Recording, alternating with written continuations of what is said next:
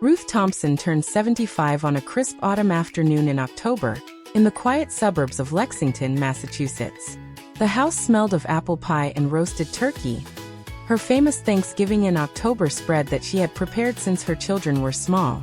She had spent 3 full days cooking, decorating, and making sure every detail was perfect. This was her day after all. Or so she thought. Her daughter, Karen, 48, had insisted on throwing the party at Ruth's own home. "It'll be easier for you, Mom. You don't have to travel." Ruth had smiled and agreed, happy that her children wanted to celebrate her. The living room was filled with family and a few friends. Balloons floated near the ceiling. Grandchildren ran around laughing. For the first hour, everything felt warm. Ruth wore her favorite lavender dress, the one that made her silver hair look elegant. She had put on the pearl earrings her late husband Richard had given her on their 25th anniversary. Then came the gifts. Karen handed her a beautifully wrapped box with a mocking grin. "Open this one first, Mom. It's from all of us." Ruth's hands trembled with excitement as she untied the ribbon. Inside was a glossy brochure for Sunset Meadows Assisted Living Community, and a handmade card. On the front was a cartoon of an old woman with a walker. Inside, in Karen's handwriting and signed by the whole family, it read, "Happy 75th, Mom. Time to accept you're old. You've been a burden long enough. Time to move to a place where they handle people like you that we love you. But not enough to keep doing this." Laughter erupted. Karen's husband, David, slapped his knee. Look at her face. Their 2 children, ages 14 and 11, giggled along, not fully understanding but following the adults. Even some of the guests chuckled uncomfortably. Ruth sat frozen, the card shaking in her wrinkled hands. Tears welled up in her blue eyes. "It's just a joke, Mom," Karen said, still laughing. "Don't be so sensitive. You're always so dramatic." David added, "Yeah, we figured it was time for some honesty. You call us every day. You show up unannounced. We have our own lives." The room slowly went quiet as Ruth stood up without a word. She walked to her bedroom, closed the door, and cried silently for the first time in years. That night, after everyone left, Ruth sat in Richard's old leather armchair. The house felt colder than ever. She had given everything to this family. She remembered the early days. Richard had died of a heart attack when Karen was only 22. Ruth was 48 then. She had worked as a high school English teacher for 28 years, supporting the family while Richard built his small construction business.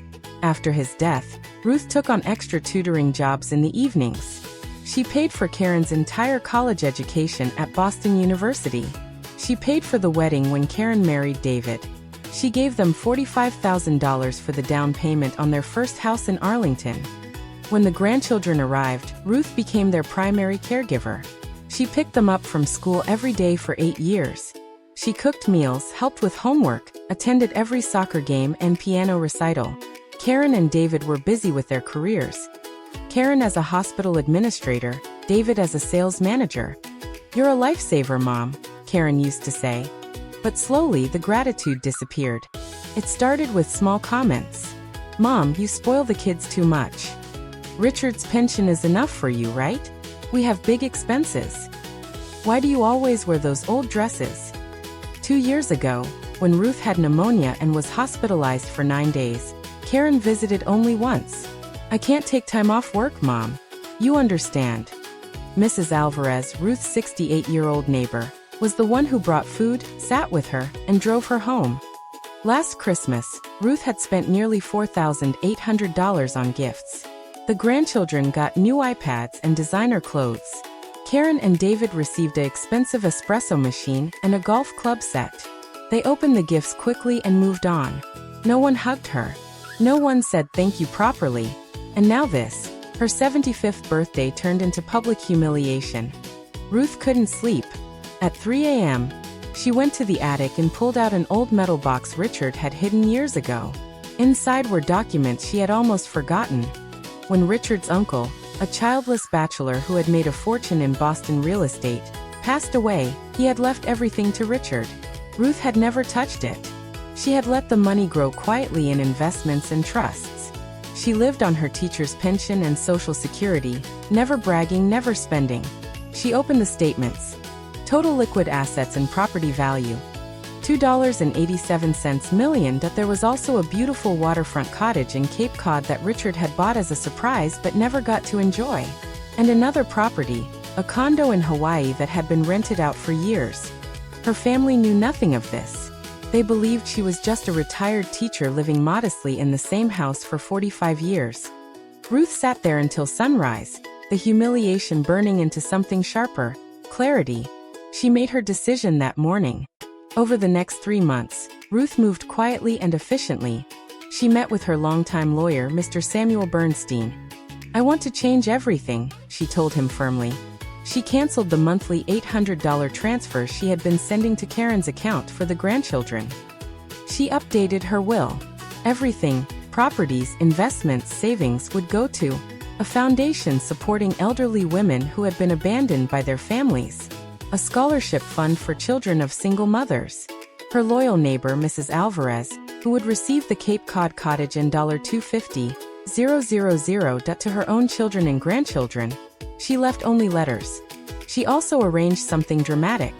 She contacted an old friend who worked in a funeral home and a private investigator. She staged a medical emergency. A fake obituary was prepared. She flew to Hawaii quietly, telling only Mrs. Alvarez the truth. On January 12th, the obituary appeared in the Boston Globe. Ruth Elizabeth Thompson, 75, passed away peacefully in her sleep. The will reading was held on a snowy February afternoon in Mr. Bernstein's office in downtown Boston. Karen, David, and the 2 grandchildren arrived dressed in black, looking appropriately somber. Karen had already called 3 real estate agents to value her mother's house. David had researched how quickly they could sell the assets. Mr. Bernstein entered the room with a serious expression. "Thank you all for coming." Mrs. Thompson left very specific instructions. He began reading the new will. To Karen Thompson Miller and David Miller. Nothing. To the grandchildren. Nothing, except conditional trusts they could only access at age 30 if they had maintained regular, loving contact with their grandmother for the previous 5 years, which they had not. The room went silent. Then Mr. Bernstein distributed the letters. Karen's letter. "My dearest daughter, by the time you read this, I will be gone. Not just from this world, but from your lives forever. I loved you more than you will ever understand.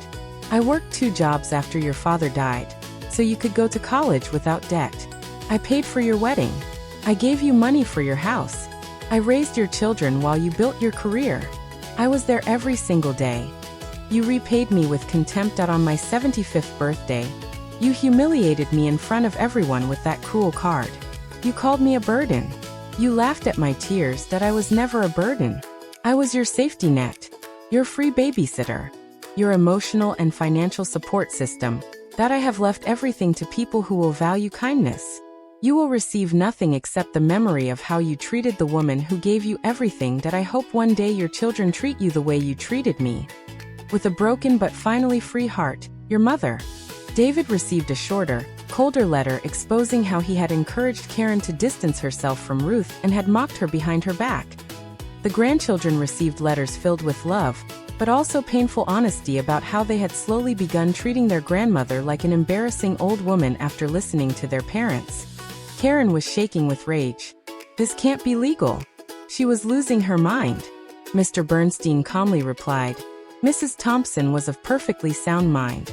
These documents were signed and witnessed properly. There is also a video. He turned on the large screen. Ruth appeared on the screen, sitting on a sunny balcony overlooking the ocean. She looked radiant, her hair styled beautifully, wearing a white linen dress, a healthy glow on her face.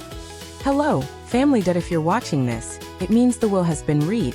I want you to know that I did not die. I am very much alive, sitting here in Hawaii, in a beautiful home I own that you never knew existed. I finally decided to live for myself. I faked my death because I wanted you to feel, even for a moment, what it is like to lose someone completely. I wanted you to sit in that room expecting wealth and instead receive the truth. Every time you ignored me, every time you mocked me, every time you took my money and love for granted, I was keeping count. Not out of spite, but out of pain. I hope this serves as the wake-up call you all desperately need. Do not try to find me. I have changed my name legally. My new life has already begun. Treat the people who love you with kindness while they are still here. Goodbye." The screen went black. Karen screamed. David punched the wall. The grandchildren looked confused and hurt at Mrs. Alvarez, who had been quietly sitting in the back, stood up. She had been invited to the reading per Ruth's instructions. "I tried to tell you many times," she said softly. "Your mother was one of the most generous people I have ever known. You threw her away. Now she has thrown you away from her heart." 6 months later, Ruth Thompson, now known as Elizabeth Harper, walked barefoot along the warm sand of a private beach in Maui. She was 76 now, but she felt younger than she had in decades. She had started painting again. She had joined a senior hiking group. She had even gone on a few dates with a kind retired naval officer named Thomas. Her phone, a new number, rarely rang with calls from Massachusetts anymore. Karen had tried in the beginning, angry voicemails, then desperate ones. But Ruth never responded. One evening, as the sun set in brilliant orange and pink, Ruth opened her laptop and wrote in her private journal, "I gave them my youth, my money, my love. They gave me humiliation. But in the end, I gave myself freedom. And that is the greatest gift of all." She closed the laptop, smiled, and walked back toward her beautiful oceanfront home. Finally, completely at peace.